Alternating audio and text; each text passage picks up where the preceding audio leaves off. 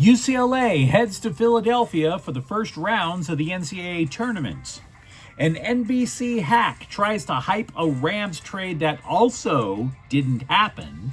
And there's a hint that Alijah Arenas will play college ball next year. At USC? Good morning. I'm James. And this is your daily dose of sports and snark for the greatest sports city in the world, Los Angeles. This is Faithful Angelenos Morning Report. It is March 16th, 2026. Welcome back to the show while I'm still on the road. Do you like being in the know about LA sports? Well, if you do, clickety-clack the like button. Clickety-clack the subscribe button. There's a notification bell. Hit that. It'll let you know when we drop an update.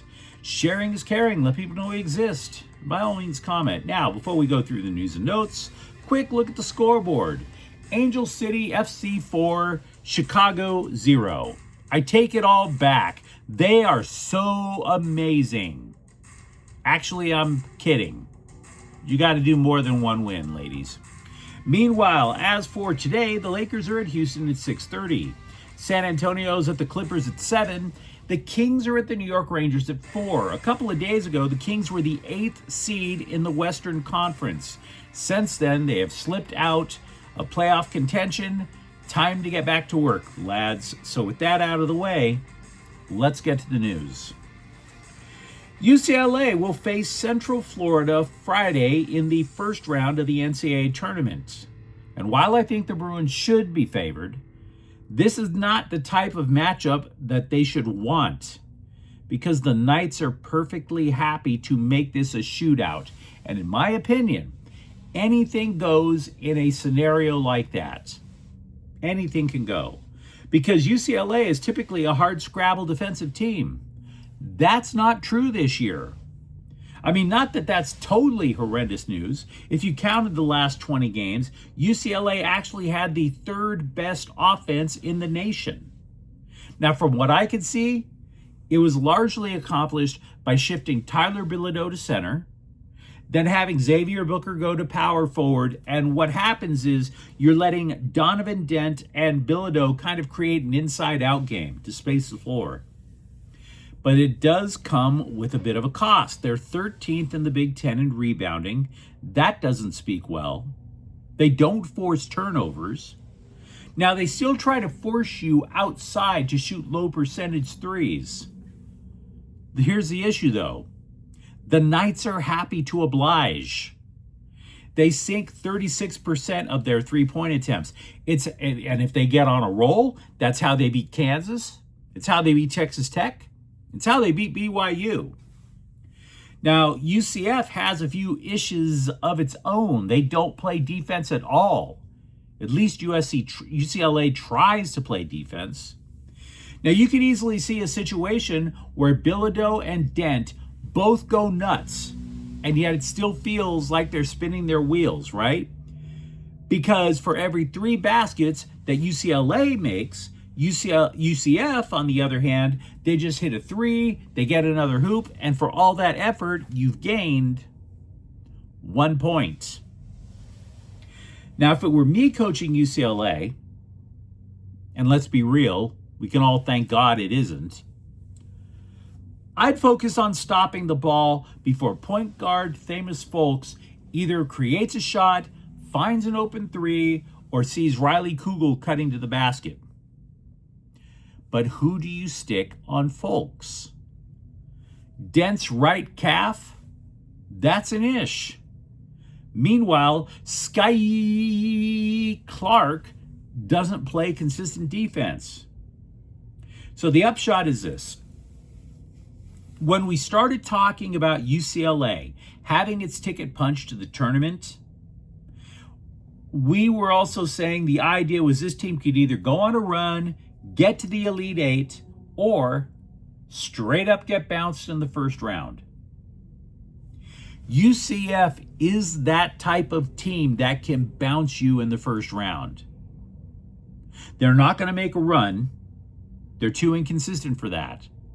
But if they get on one of those hot streaks, just ask Kansas, UCLA is coming right back home, particularly if Dent or Bilodeau aggravate their injuries. Or for that matter, if Mick Cronin decides to create a scene in public, which has been known to happen in the regular season. I doubt he'll do it now because he knows what's at stake. But there are far too many variables to say that this game is a lock for the Bruins. They should win. It's not a lock. If you're a Bruins fan, let me know what you think in the comments thread. Mike Florio of NBC is, to put it mildly, a man of questionable accuracy. We have talked at length about reporters who claim to have the inside dope, and all they do is they report about trades that didn't happen. Mark Stein, formerly of ESPN, does that a lot. They are the charter members of the Thanks for Nothing Brigade of sports journalism. Ooh, I have a hot rumor. Your favorite team almost made a blockbuster trade. So what? Nothing changed for the better, right? No. It's a hot rumor of something that didn't happen. Why would I want to read that? Here's the latest example of Florio reporting something that didn't amount to diddly poo, but it's allegedly this hot, steamy pile of rumor. The Rams were pursuing the possibility of trading Davante Adams at the same time they were talking about a trade for disgruntled Philly receiver A.J. Brown. Pursuing the possibility of a trade. Way to dance around the issue that nothing happened. And by the way, the Rams are unlikely to trade Adams now because he was due a fully guaranteed $6 million roster bonus yesterday, making it very difficult to trade him now. This story, this non-traversy, is like ordering a double-double at In-N-Out Nothing Burger with a side order of grilled nothing. And oh, by the way, by making sure nothing didn't turn into something, you know what the Rams get back? All they have to show for it is a guy who scored 14 touchdowns last year. I have said it and will continue to say it until there is nothing left in my lungs. We deal with reality on this program, not the fever dreams of somebody with a spray tan, thousands of Botox shots, and a bad toupee. Reality is losing your hair. Mike Florio is not dealing with reality. Almost making a trade, man. That's like almost getting a raise, almost getting lucky with the girl of your dreams. You don't tell your boys about how you almost got lucky. I digress. Alijah Arenas went on a podcast I don't listen to, and despite his fury at USC basketball for how they treated someone who isn't his son, sounded as if his son is in fact going to stay in college ball, at least for another year, maybe even USC. Quote, I said, if you want to come back again, why would you? He said, I want to lead college in scoring. I think these people don't know what I can do. I said, okay, fair. But what about if you were top 5 in either one? Which would you rather do? He's like, I'd rather come back and be number 5 so I can lead the league in scoring. I was like, all right, man. Like, I just think he put so much into his craft, he don't think he got evaluated. By the way, you can tell by what I just read, this was an intellectual clash of the titans. Oh, the intellect. Oh, the philosophical discourse between father and son. Such wisdom between Gilbert and Elijah, much like the Greek tragedy of Daedalus and Icarus. By the way, as for that long quote, either Gilbert is lying or Delulu. Flip a coin. I'm saying that conversation did not happen. Alijah Arenas has played in 14 college basketball games. He is not ready to be an NBA player, let alone being a top 5 scorer in said NBA. Not ready, not happening. And by the way, I'll give you another reason why he's not ready to go to the NBA. You know one thing coaches and front office evaluators really appreciate? Availability. It's less than a year since this guy was in a medically induced coma. You're just going to have to show people that you're a little bit more normie before they want to invest capital in you, my dude. Don't know if he's going to be at USC, but Alijah Arenas is likely staying in college ball. I mentioned Mick Cronin earlier. When not publicly shaming his own players, he has been one of the biggest critics of the way the Big Ten schedules conference games, because the Big Ten is a coast-to-coast conference. Eric Musselman offered an idea to kind of smooth out the gnarly scheduling. He said that USC actually requested longer road trips, and the league was happy to oblige. Said Musselman, quote, "I would love a 4 or 5 game road trip based on my experience coaching at the NBA level. I think there's a reason that the NBA and the NHL don't play 2-game road trips across the country," unquote.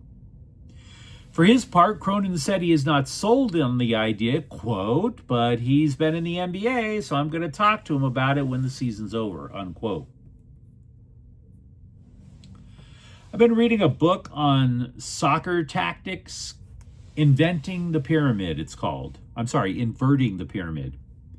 I can do a decent job explaining football, hoops, baseball. I am not a soccer expert.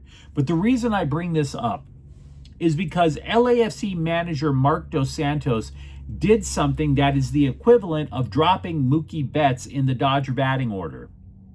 He dropped Son Heung-min, one of the world's premier scoring threats, back to center midfield instead of forward. Nathan Ordaz joined Dennis Bouanga and David Martinez at the top of a 4-3-3 formation. Why? After coming last summer from exile with Tottenham Hotspur, and by the way, if you watch Premier League, the Spurs could kind of use him now, Son scored 9 goals for the Black and Gold in just half a season in 2025. He hasn't scored in 6 matches. He has 0 goals so far this year. Now, did this move to midfield cost the Black and Gold? No. They're undefeated. But Son, is he a playmaker? Or is he a play finisher? Because I would rather say you'd want a play maker at center mid. I can't answer that question. Not after one game. What I can tell you is that LAFC's goals, both of them, came after Son was removed from the pitch entirely. So, I'm not sure that's the solution to the ish. But you let me know what you think in the comments thread. Talk to me about what you think is going to happen for UCLA in the first round of the NCAA tournament. For that matter, are you getting a little bothered by Rams rumors that don't turn out to be based in reality? And if you enjoyed this update, don't forget to subscribe to Faithful Angelenos. We're talking LA sports every single day here. Thank you for watching. I'm James. We'll be back tomorrow. Faithful Angelenos is a Kian Cortel Queso production. Take care.